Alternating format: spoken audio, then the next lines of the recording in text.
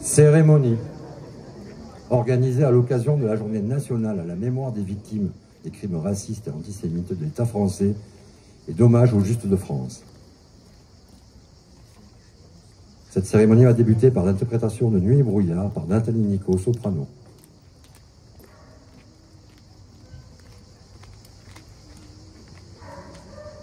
Drapeau porté bas. Repos.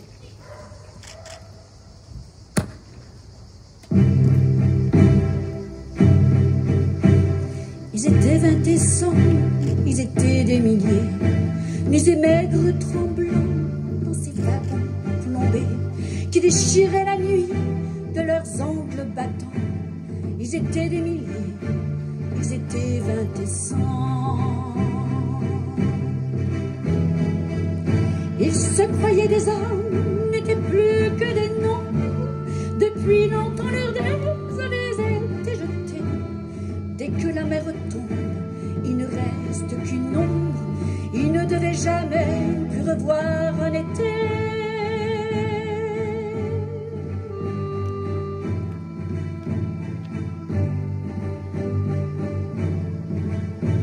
La fuite monotone et sans hâte du temps, survivre encore un jour, une heure obstinément. Combien de tours de roue, d'arrêts et de départs qui n'en finissent pas de distiller l'espoir. Ils s'appelaient Jean-Pierre, Natacha ou Samuel. Certains priaient Jésus, Jéhovah ou Vishnu. D'autres ne priaient pas, mais qu'importe le ciel. Ils voulaient simplement ne plus vivre à genoux.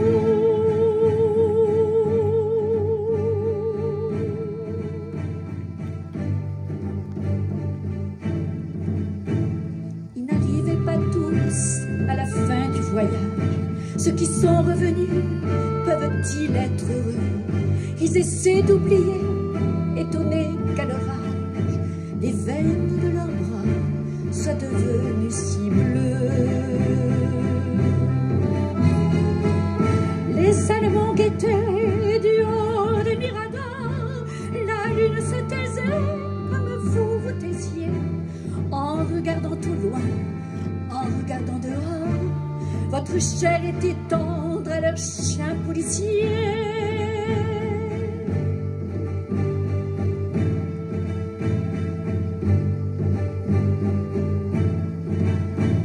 On me dit à présent que ces mots n'ont plus cours, qu'il vaut mieux ne chanter que des chansons d'amour, que le sang sèche vite en entrant dans l'histoire, et qu'il ne sert à rien de prendre une guitare. Mais qui donc est de taille à pouvoir m'arrêter? L'ombre s'est faite humaine, aujourd'hui c'est l'été. Je twisterai les mots s'il fallait les twister, pour qu'un jour les enfants sachent qui vous étiez.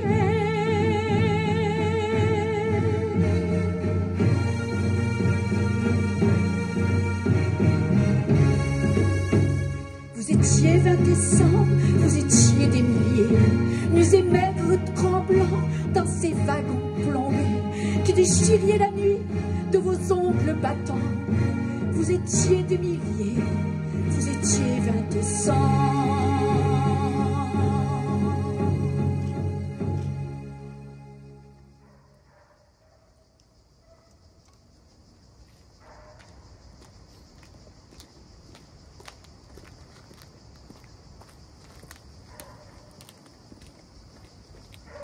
Allocution et lecture des noms des Justes de l'Hérault par M. Michael Yankou, délégué régional du Comité français pour Yad Vashem.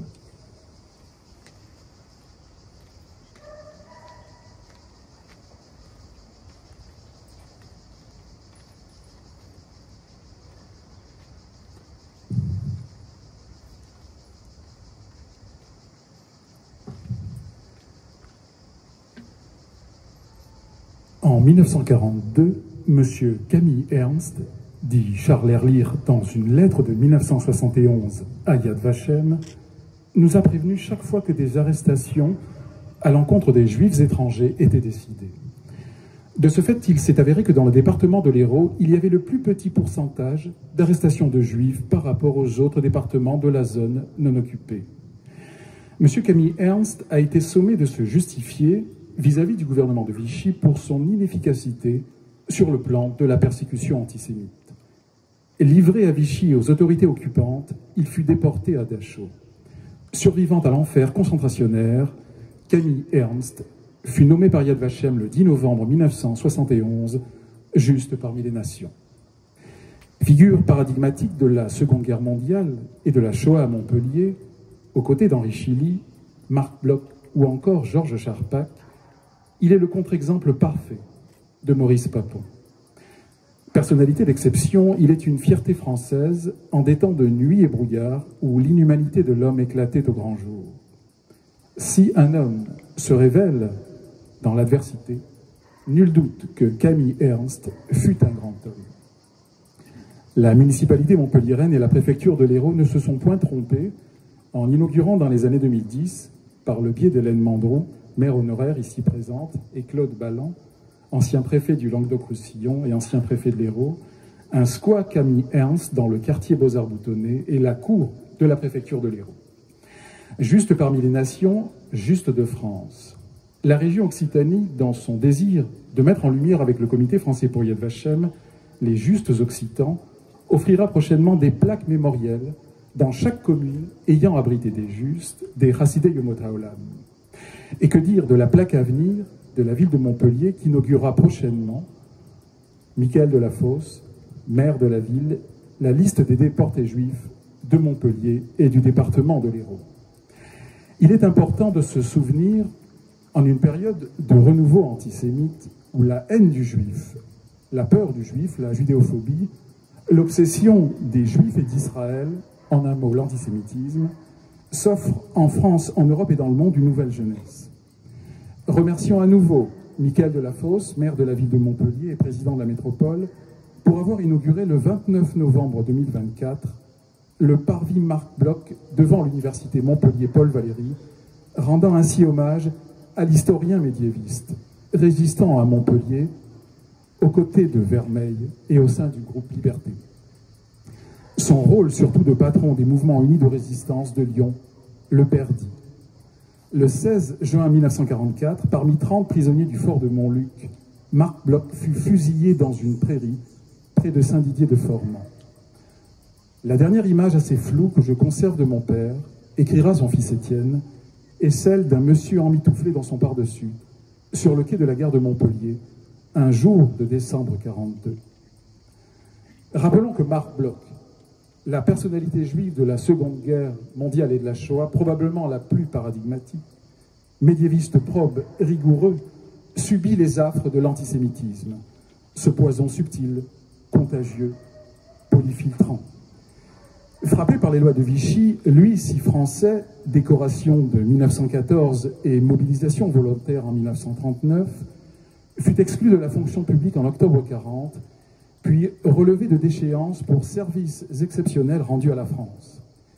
Détaché le 15 juillet 1941 à la faculté des lettres de Montpellier, suite au repli de l'université de Strasbourg, l'historien Marc Bloch s'installe avec les siens place de la Canourgue, aux 5 rue Sainte-Croix. L'accueil lui fut épouvantable. Le doyen Augustin Flich, dont une avenue à Montpellier porte le nom, était maréchaliste et antisémite. Malgré cette humiliation, Marc Bloch resta à Montpellier, entrant en résistance sous les pseudonymes successifs de Fougère, Benjamin, son deuxième prénom, Harpagon, Chevreuse, Narbonne enfin. Une autre épreuve attend l'historien Marc Bloch.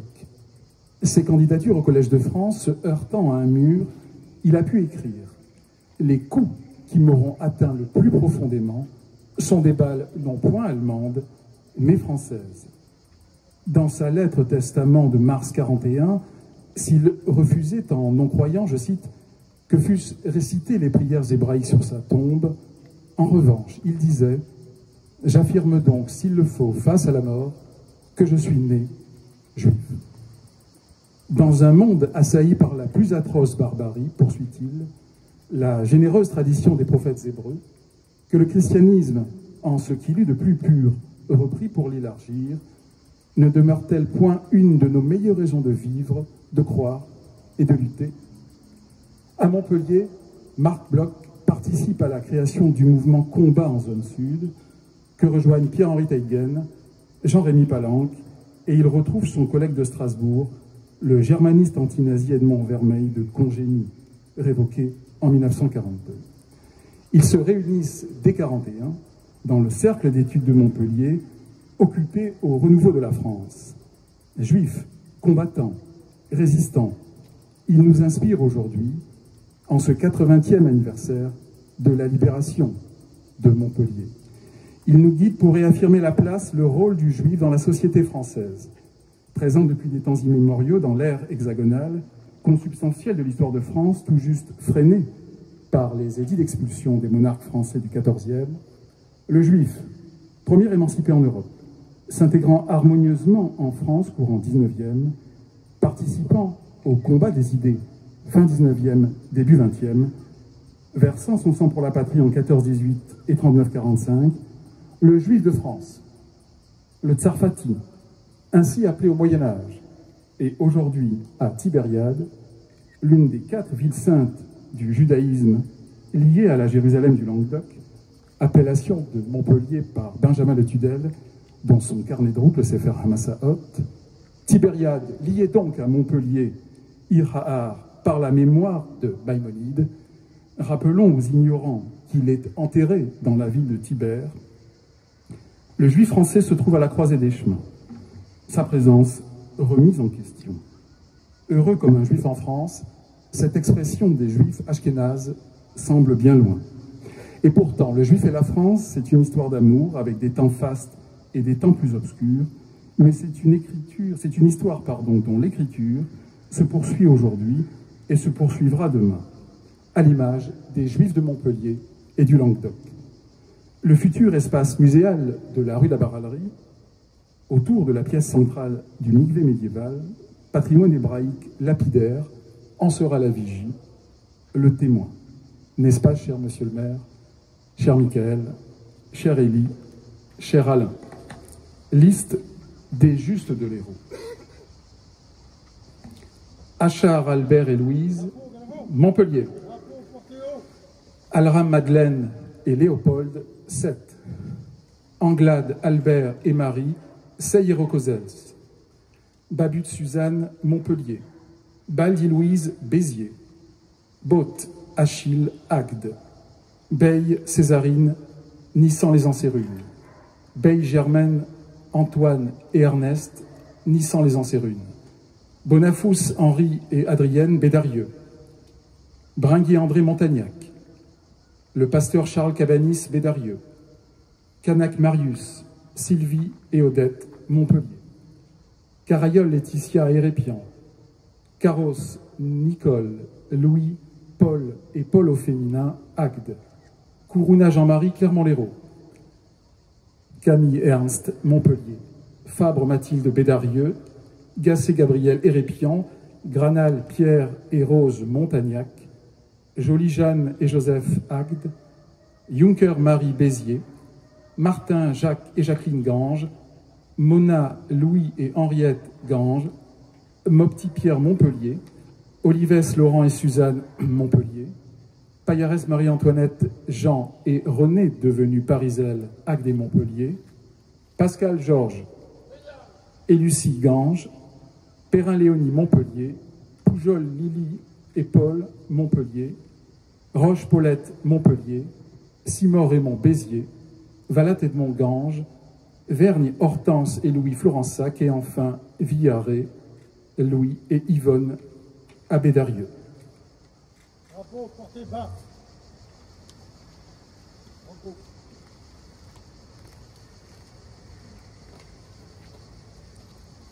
Témoignage d'un enfant caché par Lucien Lévy.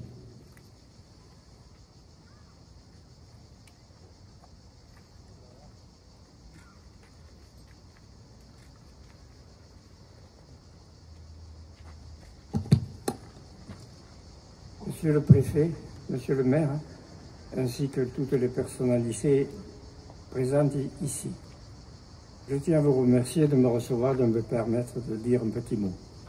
Je suis un enfant caché, un enfant interné.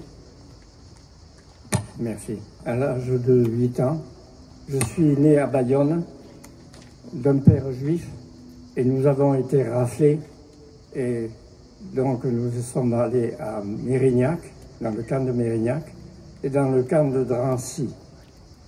J'en suis sorti, c'est pour moi un miracle, on va dire, puisque je suis ici, que j'ai pu construire une famille et avoir des enfants.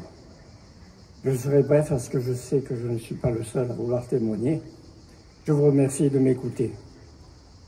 Voilà, je suis heureux de témoigner aujourd'hui. Je vais dans les collèges, je vais dans les lycées, je vais aussi dans le musée de la déportation. Je continue jusqu'à que je ne puisse plus le faire. J'ai 90 ans et c'est parfois difficile. Mais je continue jusqu'à que je ne puisse plus le faire. Merci de m'avoir écouté.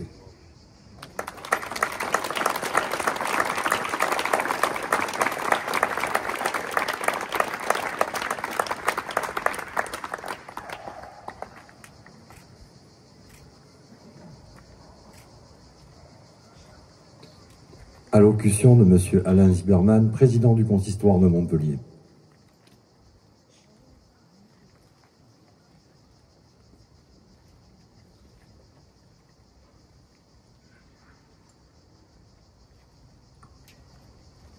Bonsoir à tous.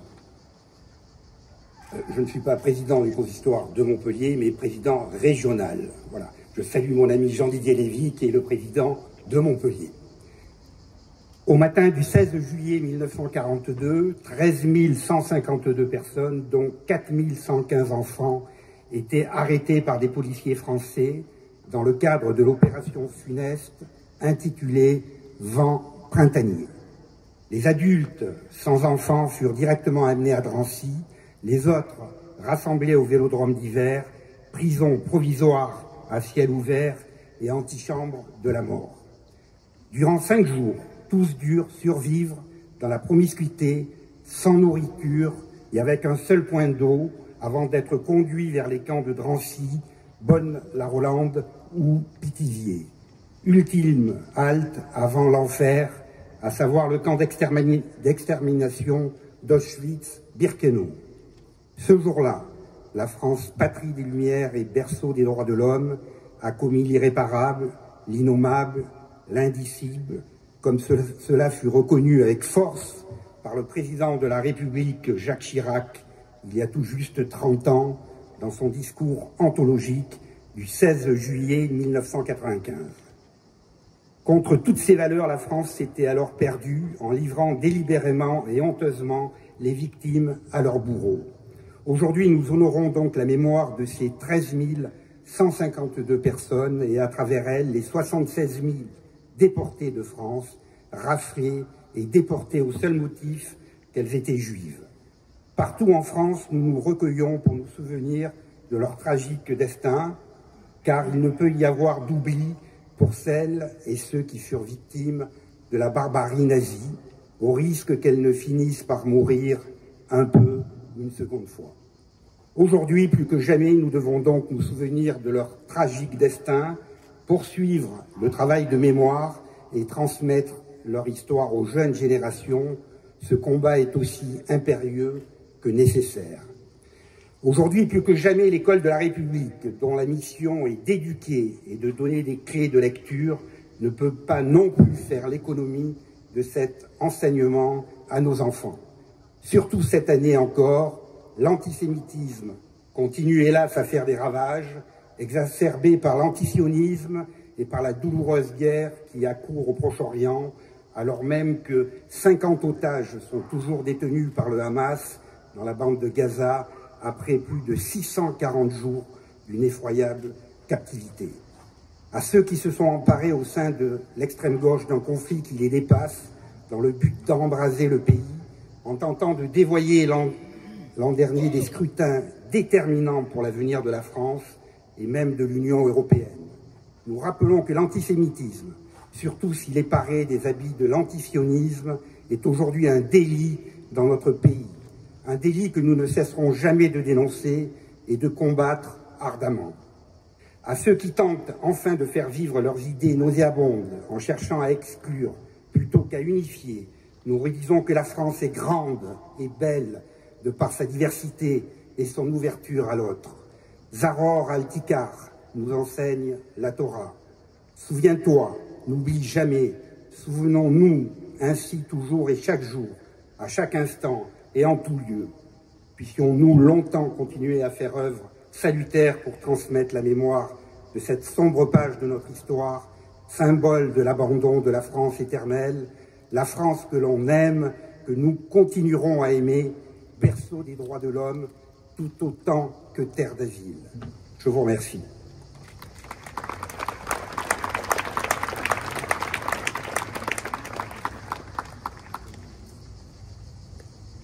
Allocution de Madame Perla Danan, présidente de la délégation régionale du CRIF Languedoc-Roussillon.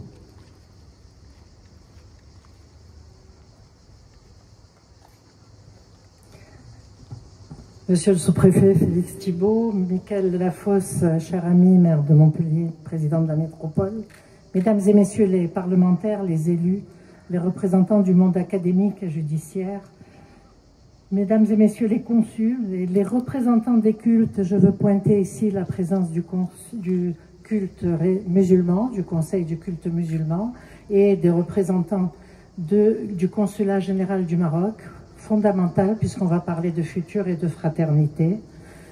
Et je voudrais aussi saluer les représentants des anciens combattants, des associations de mémoire, mesdames, messieurs les porte-drapeaux, mesdames et messieurs les présidents d'associations, chers amis. 16 et 17 juillet 42, la porte vibre. Ce sont des policiers français qui viennent faire la rafle du Vélodrome d'hiver. Dans des conditions inhumaines, nous le savons, ça a été rappelé.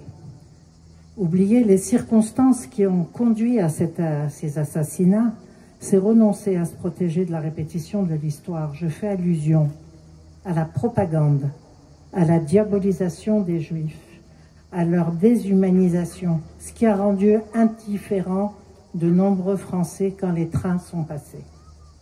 Il a fallu plusieurs années pour que les survivants des camps puissent parler, et surtout qu'ils soient crus, tant c'était horrible. Depuis, ils le font sans relâche. Lucien Lévy l'a rappelé, c'est leur raison d'être et de vivre et de transmettre cette mémoire, vecteur de vigilance. Il a fallu 50 ans pour que le président Jacques Chirac reconnaisse la responsabilité de l'État français dans la déportation des Juifs. Nous pensions que c'était fini. Cette journée nous oblige à réaliser ce que peuvent être les dérives d'un État et elle nous impose la vigilance.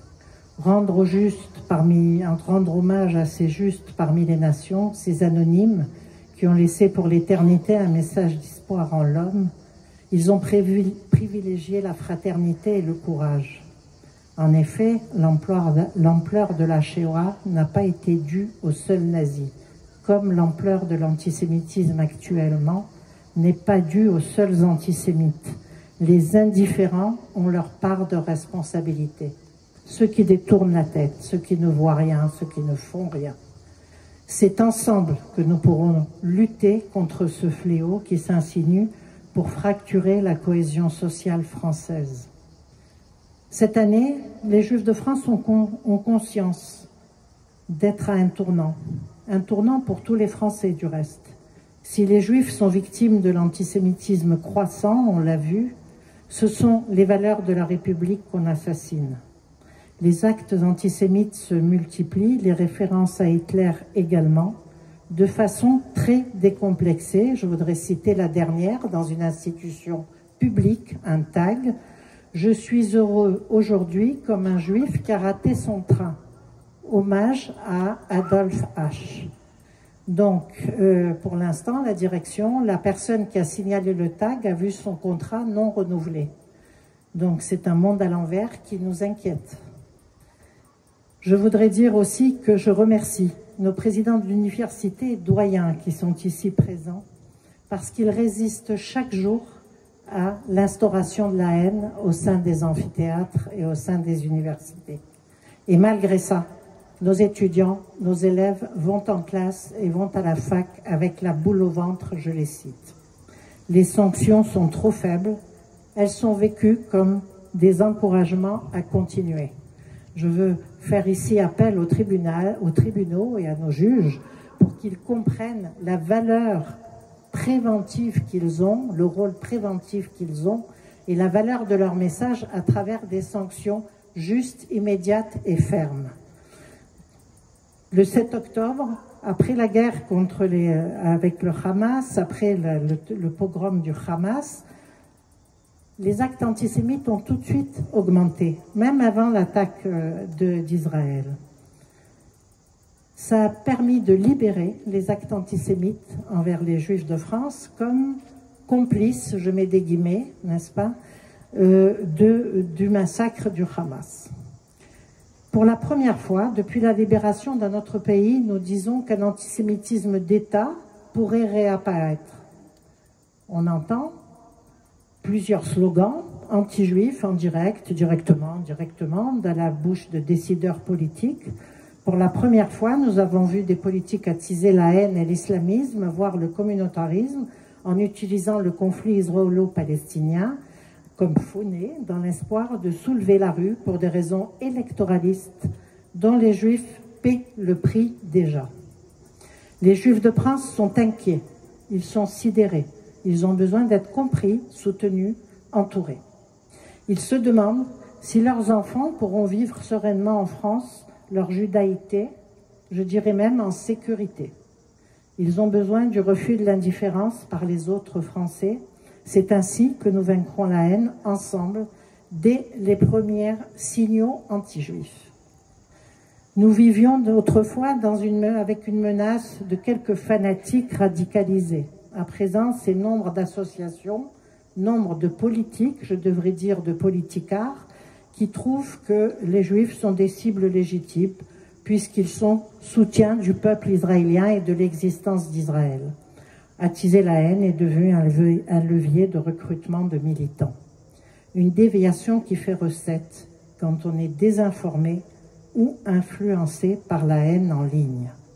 La résultante, c'est que nos enfants ne sont pas à l'aise dans les classes. La résultante, c'est l'obligation d'une maman de faire enlever une médaille à son enfant.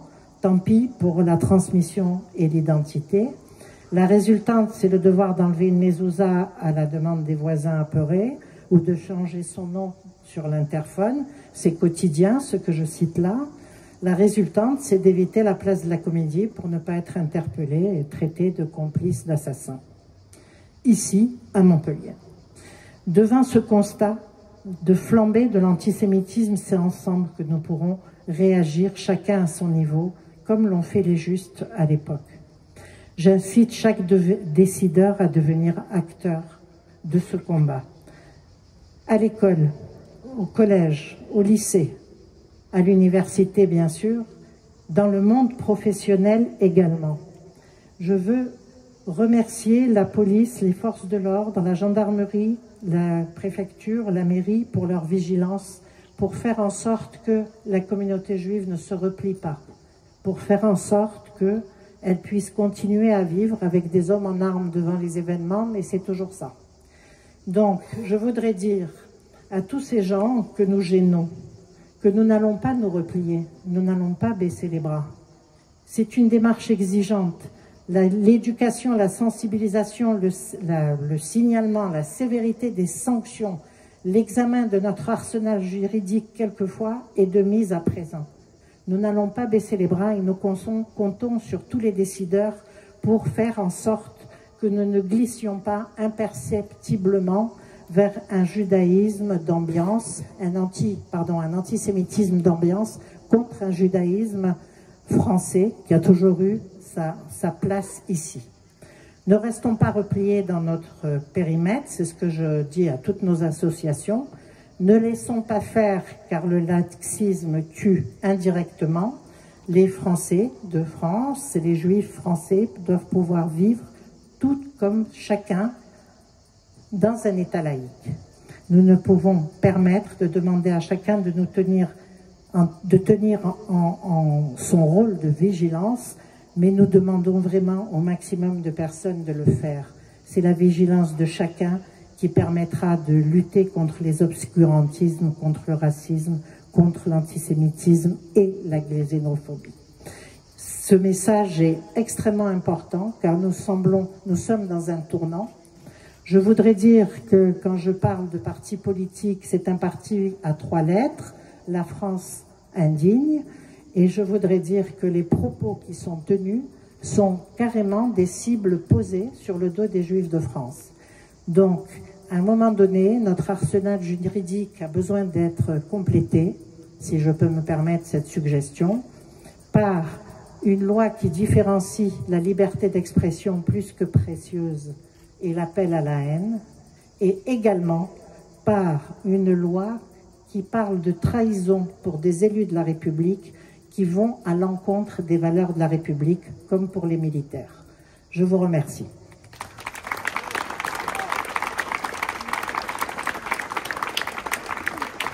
Allocution de M. Michael Delafosse, maire de Montpellier, président de Montpellier Méditerranée Métropole. Monsieur le sous-préfet, monsieur le sénateur Jean-Pierre Grand, monsieur Hussein Bourgi, madame la députée Fanny Dombrecoste, monsieur Almarcha qui représente le département, Hussein la région, je veux saluer madame le maire honoraire de Montpellier, Hélène Mondroux, qui nous devons cette stèle de mémoire.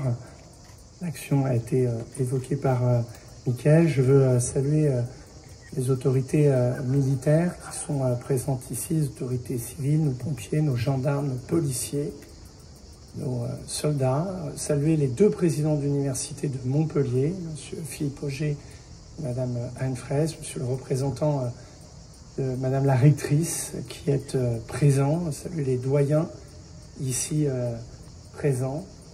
Évidemment, saluer les représentants des cultes qui attachent une grande importance à être ici présents. Saluer Monsieur le Président du Consistoire Languedoc-Roussillon et le Président du Consistoire de Montpellier, Madame la Présidente du CRIF Languedoc-Roussillon, Monsieur le Président de Yad Vashem, Mesdames et Messieurs, dans vos grades, qualités et fonctions.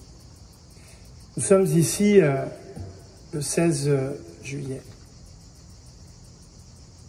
Il y a 30 ans, jour pour jour, le chef de l'État, le président Jacques Chirac, prononçait un discours fondateur pour la mémoire de France, assumant enfin que l'État français avait commis l'irréparable. Ce discours fut un discours très important, car il renvoya la question de la responsabilité. Et des Français avaient contribué à soutenir le régime nazi de manière zélée. Ils étaient en poste dans les administrations, ils portaient des uniformes, ils étaient engagés. Quand d'autres firent le choix de la résistance, mais avant, monsieur le maire de Castelnau, qu'il me soit permis de saluer, cher Frédéric, et je salue les collègues maires, le fait que chaque année dans votre commune, le nom des 80 parlementaires sont lus par des jeunes gens et rappellent que face à l'indicible, on peut trouver la grandeur de dire non. Ils furent 3 députés de l'Hérault, Vincent Badi, Jules Moch et Paul Boulet. Et vous citez tous les autres. Merci de le faire. Cela nous rappelle ce 10 juillet, que quelques jours plus tard, le nouveau régime de l'État français, la République à terre, parmi les premières mesures qu'elle prend, ce sont des mesures contre les Juifs de France, rompant le pacte né de la Révolution, le décret d'émancipation qui fut adopté en 1790. Pour la première fois, le sol de France ne faisait pas un combat pour l'égalité, mais revenait sur ses principes fondateurs. Nous célébrons ici les justes, et les noms ont été donnés. députés qui refusent les pleins pouvoirs, justes qui protègent des enfants qui aujourd'hui trouvent, cher monsieur, la force encore de parler à la jeunesse. Merci à vous. Au fond, cette période si trouble qui fut celle du malheur nous renvoie à nous-mêmes. Qu'aurions-nous fait? Quelle attitude aurions-nous adoptée?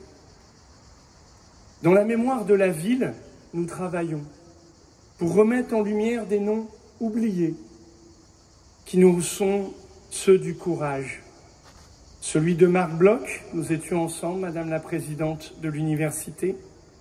Suzanne Babu, suggérée par des Montpelliérains pour dénommer un parc juste parmi les nations. Je voudrais ici m'attarder sur une figure qui eut à résister au régime de Vichy. Il y a un historien français, professeur au Collège de France, Patrick Boucheron, qui fait une histoire mondiale de la France et qui dit que la France libre commence à Brazzaville, que c'est là où les autorités en place suivent le général de Gaulle. Il y a de l'autre côté de la Méditerranée, et je sais que beaucoup de Montpelliérains ont des liens avec ce pays, et en particulier toi, ma chère Perla, dont jamais je n'oublierai ce moment ensemble sur la tombe de tes parents. Le Maroc. À ce moment-là, le Maroc est sous protectorat français. Ce sont les lois de Vichy qui s'appliquent. Vous êtes peut-être en train de vous dire que je vais vous guider sur cette Marseillaise légendaire du film Casablanca. Non. Je veux évoquer le nom d'un homme dont une rue a été dénommée. Je veux saluer les représentants du consulat du Maroc, Mohamed V.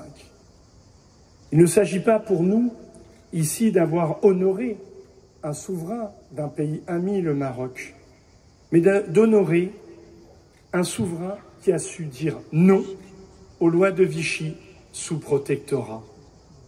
Celui qui disait, dans une formule célèbre, « Il n'y a pas de juifs au Maroc, il n'y a que des sujets marocains ».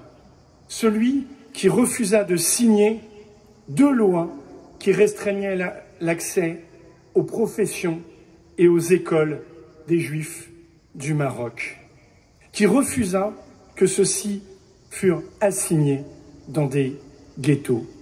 Celui qui refusa dans cette fête importante qu'est la fête du trône, qui demanda aux représentants de la communauté juive du Royaume du Maroc d'être assis à ses côtés, tenant à distance les représentants de Vichy.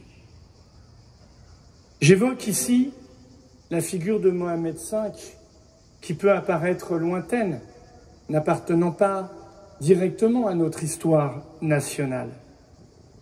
Mais au fond, elle nous renvoie à cette question. Nous pouvons agir, nous devons agir quand l'irréparable est à l'œuvre. C'est cela que nous honorons aujourd'hui, journée à la mémoire des Justes de France. C'est pour cela que nous nous retrouvons ici, ensemble, pour entendre que nous pouvons avoir une attitude. Et quel beau terme qu'être fait juste parmi les nations. Quel moment si puissant, cher Alain Zilberman, cher Jean Didier, quand nous avons marché ensemble dans l'allée de Yad Vashem, et où les noms des nations du monde entier figurent, parce qu'ils ont été le symbole du courage, parce qu'ils ont protégé des Juifs, des enfants, de l'ignoble et de l'infamie. Alors, nous nous exprimons en 2025. Le contexte est pesant. Et nous le savons depuis longtemps.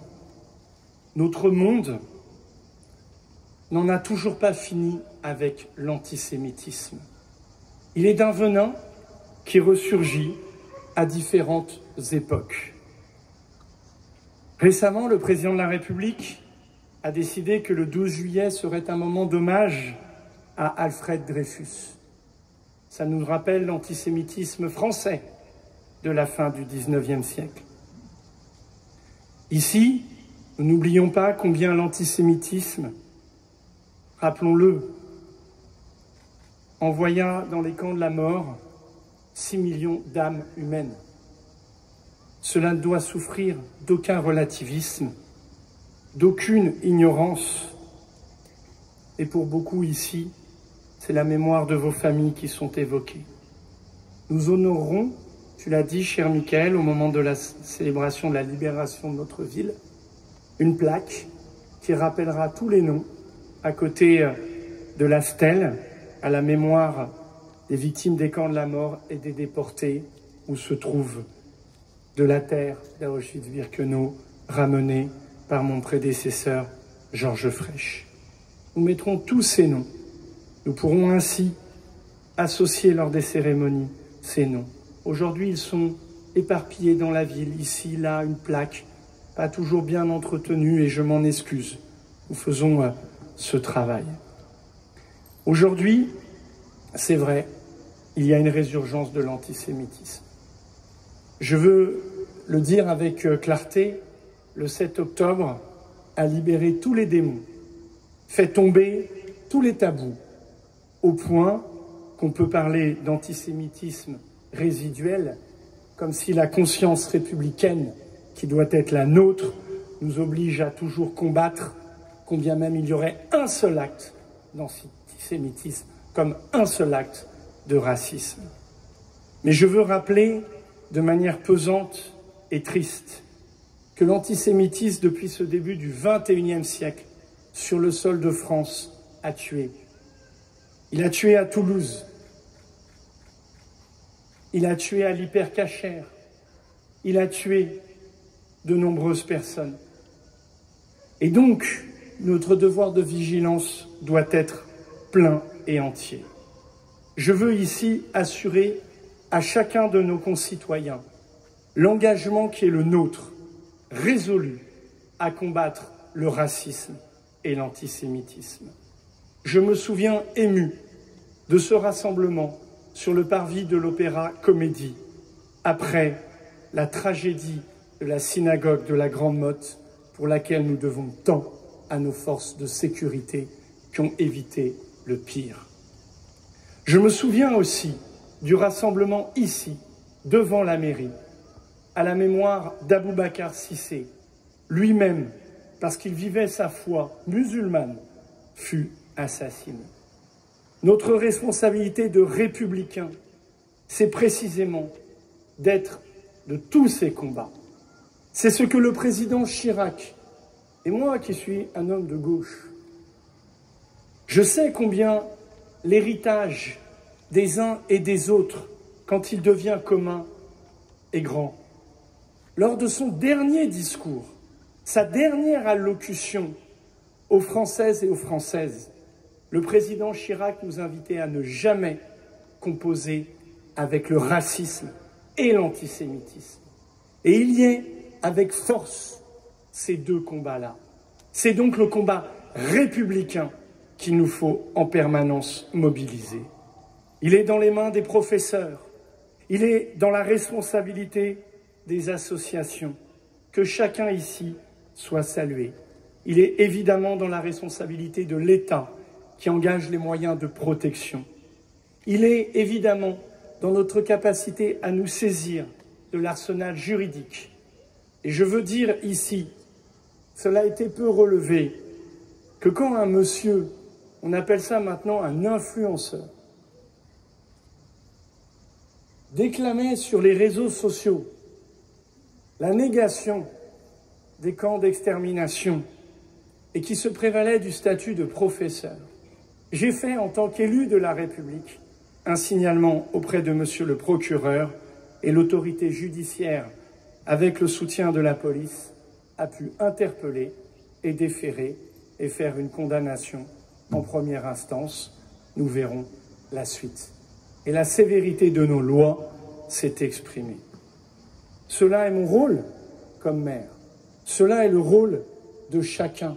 Il ne peut y avoir aucun relâchement dans notre conscience républicaine face au racisme et à l'antisémitisme. En évoquant la figure de Mohamed V, en évoquant les noms des justes, haut gradés, monsieur le secrétaire général de la préfecture, monsieur le directeur de cabinet dans vos murs, ou simples anonymes à l'image de Suzanne Babu, c'est finalement nous dire quelle est notre attitude dans notre conscience d'homme et notre responsabilité par rapport aux événements. Et donc le 16 juillet, qui est une date dans le calendrier des commémorations, est une date qui nous oblige. Il y a ceux qui ont raflé, il y a ceux qui ont protégé. Eh bien, aujourd'hui, il y a ceux qui baissent les yeux, il y a ceux qui attisent les haines, et il y a ceux qui assument leurs responsabilités et qui rappelleront sans cesse que la République sera toujours plus forte que la haine, le rejet, la xénophobie, l'antisémitisme, le racisme. C'est cette histoire-là qui nous oblige. Ainsi, face aux épreuves, nous devons agir. Ne doutons pas, nous sommes à nouveau dans un temps d'épreuve. Soyons unis, plus que jamais, pour faire vivre les valeurs chèrement acquises de la République. Vive la République et vive la France.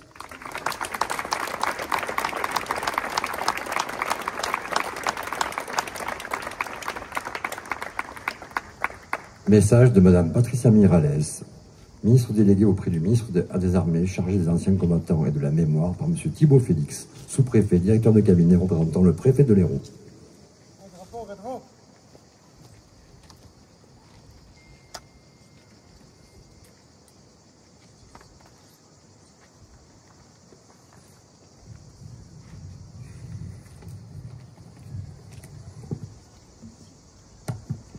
Il faisait déjà chaud ce matin-là à Paris.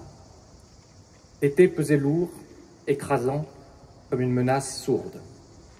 Mais personne n'imaginait encore l'inimaginable. Et pourtant, le 16 juillet 1942, à l'aube, la France s'est brisée. Par milliers, des familles juives ont été tirées du sommeil, arrachées à leur foyer, chassées de leurs chambres. Les enfants arrachés à leurs rêves innocents, emportés sans ménagement, sans appel, sans raison. À Paris, les couloirs et les trottoirs bruissaient de bottes. Dans les escaliers, on entendait des pleurs d'enfants, des valises trop vite refermées. Dans les rues, des policiers et des gendarmes français guidaient les files. Ce jour-là, et les suivants, 13 152 personnes furent arrêtées. Plus d'un tiers étaient des enfants. Dans cette enceinte fermée, dans une atmosphère étouffante, saturée de bruit et de peur, les êtres humains furent parqués comme du bétail sous les ordres de l'État français. Des jours entiers d'attente sous les verrières brûlantes, des enfants qui appelaient leur mère et des mères qui ne pouvaient plus rien faire.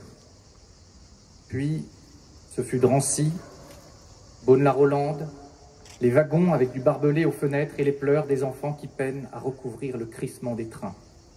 Pas d'eau, pas de nourriture, pas d'hygiène. Puis l'arrivée, les cris des chiens et les cris en allemand, Auschwitz et le silence.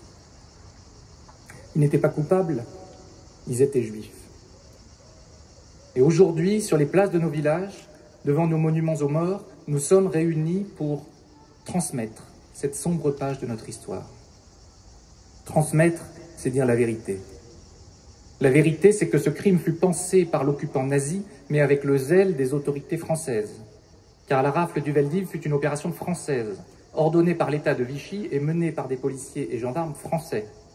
Des hommes qui portaient un uniforme français, mais qui, malheureusement, ne servaient plus la République.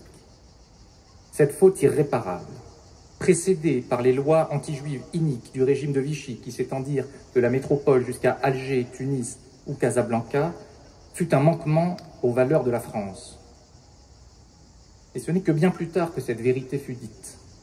Le 16 juillet 1995, le président Jacques Chirac eut le courage de prononcer un discours qui est resté dans l'histoire, des mots précis, essentiels, historiques. Et en les disant, il a ouvert un chemin fécond. Il a osé dire que la France, ce jour-là, avait failli. Et en cela, il a rendu à la République sa vérité, sa force, sa dignité retrouvée. Mais aujourd'hui, si nous nous souvenons du plus obscur, nous nous rappelons aussi du plus magnifique. Car ils le furent, magnifiques, les justes de France, ces hommes et ces femmes qui ont su dire non. Magnifiques dans le courage, dans la modestie, dans l'honneur discret.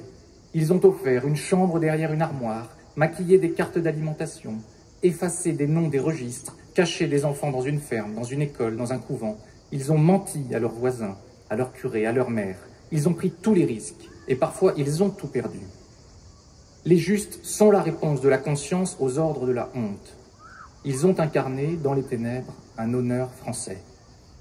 Si les 3/4 des Juifs français ont survécu au nazisme, c'est aussi grâce à eux. Ils représentent dans leur diversité une école de citoyenneté, la légende dorée d'une humanité contemporaine. Alors, tant que nous marcherons sur cette terre, les victimes comme les justes ne seront pas effacées. La France n'oubliera pas. Elle enseignera, elle témoignera, et ce d'autant plus qu'aujourd'hui, l'antisémitisme rôde encore. Ces réveils en France se sont faits de plus en plus fréquents, de plus en plus brutaux. Depuis le 7 octobre dernier, le poison a rejailli avec une violence inouïe. Et puis, il y a aussi cet antisémitisme qui ne crie pas, mais qui nie, qui relativise, qui fait silence ou qui rit. Chaque injure, chaque attaque, chaque dégradation, chaque mensonge ne sont pas des anecdotes ni des faits divers. Ce sont des alertes, ce sont des failles dans notre pacte national. Aujourd'hui et comme chaque jour, face à l'histoire, face à nos responsabilités, nous affirmons que la lutte contre l'antisémitisme, contre le racisme, contre la haine de l'autre doit être la marque distinctive de notre époque. Parce que la France, c'est cette voix qui a failli un jour, mais qui a promis de ne plus jamais faillir. C'est cette promesse, trahie en 1942, mais restaurée par la vérité, par l'éducation, par la fermeté face à la haine, par la République. La promesse que la France demeure pour tous, d'où qu'on vienne, quel que soit ce que l'on pense, ce que l'on croit, une fidélité aux plus grandes espérances républicaines. Vive la République, vive la France.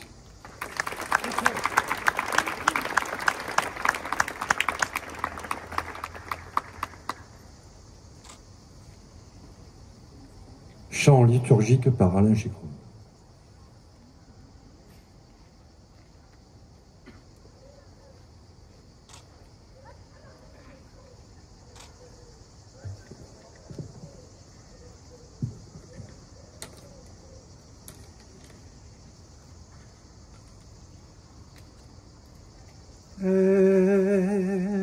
מלא רחמים,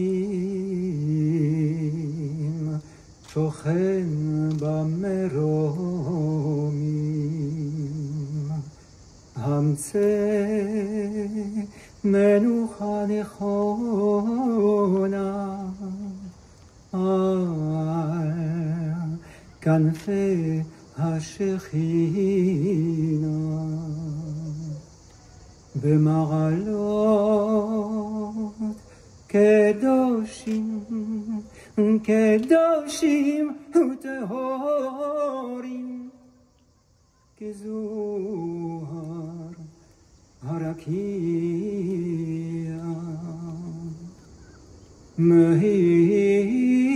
מהירים ומזהירים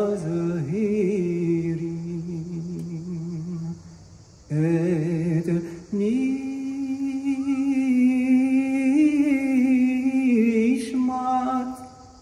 אחינו ואחיותינו בני ישראל שנפלו ושנהרגו ושנשחטו ושנשרפו באש באושוויץ, בירקנאו, טרבלינקה, מיידנק, סוביבור, ברגן בלסן, דחו, טרנסניסטריה, שהלכו לעולמם בעבור שאנו מתפללים ברב אזכרת נשמתם. בגן העדן, בגן העדן, מנוחתם. לכן בעל הרחמים יסתירם בסתר כנפיו לעולמים, ויצרור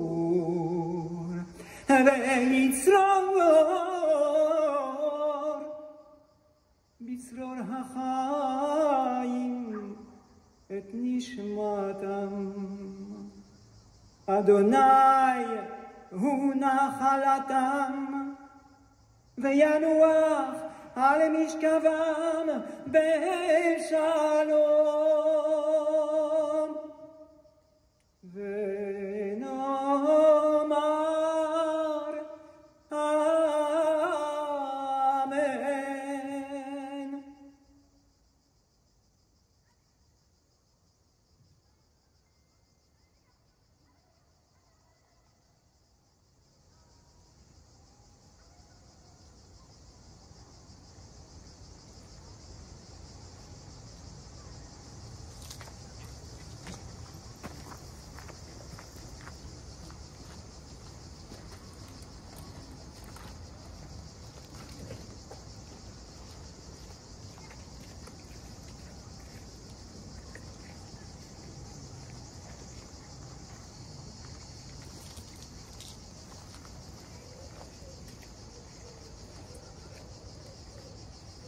Dépôt de gerbes. Un drapeau vers vous. Drapeau porté haut.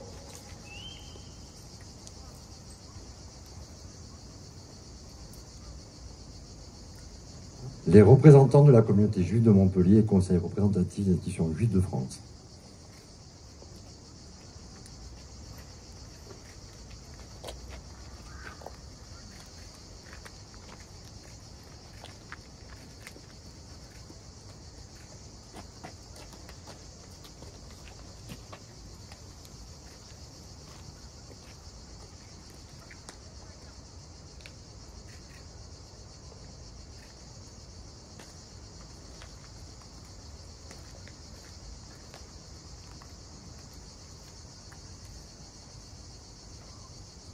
Monsieur Jean Marchak, conseiller départemental représentant le président du conseil départemental de l'Hérault, accompagné de Jérôme Moignet, conseiller départemental.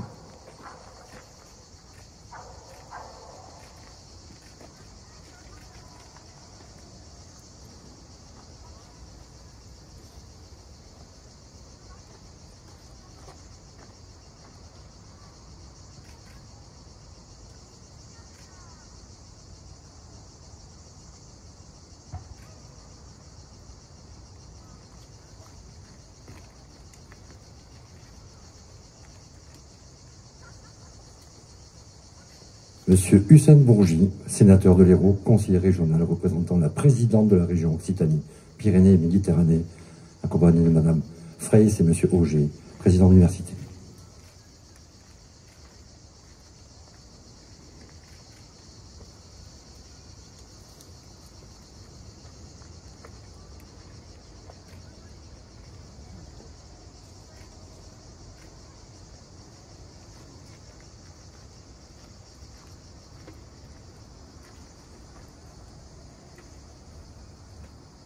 Madame Fanny Drocoste, députée de la 3e circonscription de l'Hérault, accompagnée de Madame Mandrou, Hélène, maire honoraire, et Monsieur Sébastien Cotte, adjoint au maire.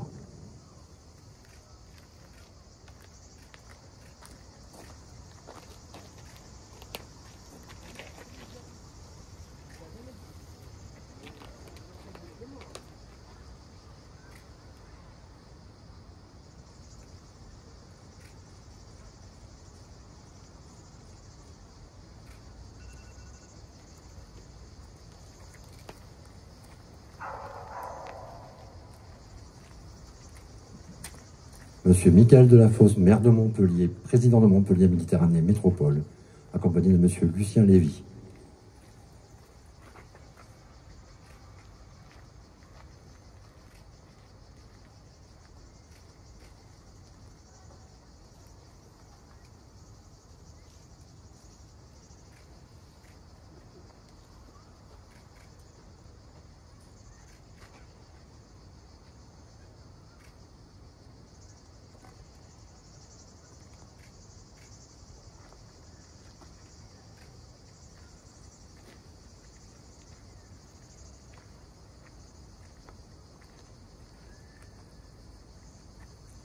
Monsieur Thibault Félix, sous-préfet, directeur du cabinet de la préfecture de l'Hérault.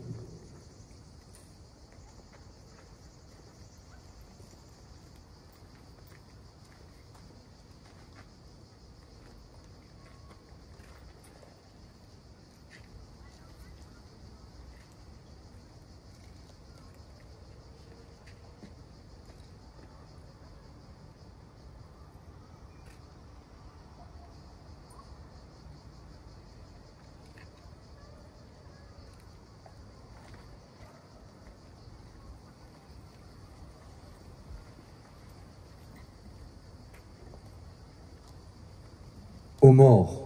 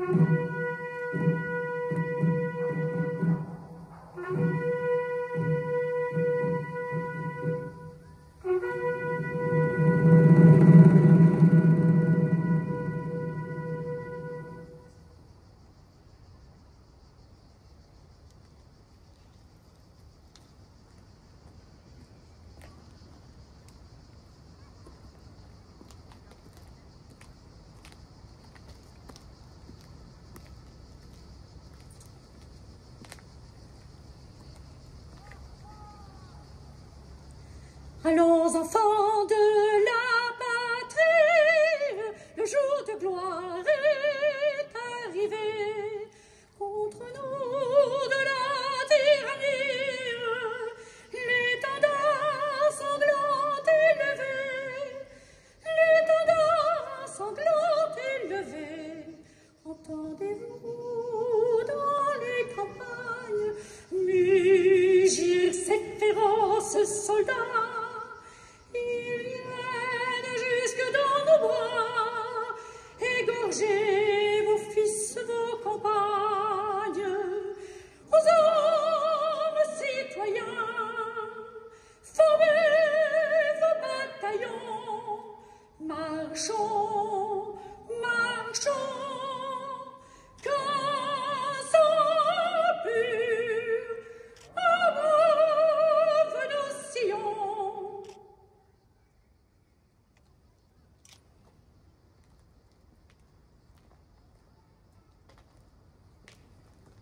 Drapeau porté bas.